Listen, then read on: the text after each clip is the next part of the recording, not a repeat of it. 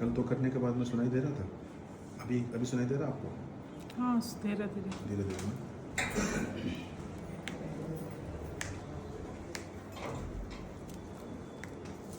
Relax हो।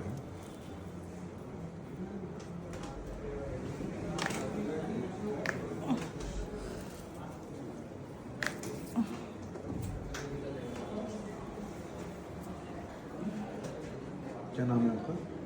सुमन चौरसिया। कहाँ से आप? गोरखपुर से। गोरखपुर से।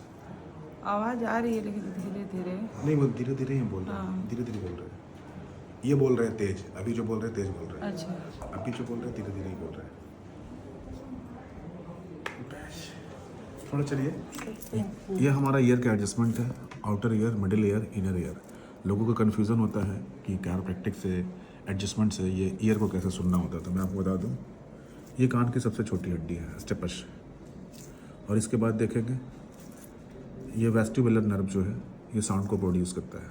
और ये हमारा ईयर ड्रम है। जैसे ही बोन मिसअलाइन होता है तो ये साउंड प्रॉपर नहीं आता है। और ये जो ईयर कैनाल है श्रिंक होने लगता है, जो रिपोर्ट्स में आता है कान की नसें सूख गई है। जैसे इसको एडजस्ट करते हैं ब्लड सर्कुलेशन नॉर्मल होता है और पेशेंट सुनने लगता है। तो ये है ट्रीटमेंट के पीछे, जो लोग नहीं समझते हैं, सोचते हैं कि एडजस्टमेंट से कैसे सुनना हो जाएगा।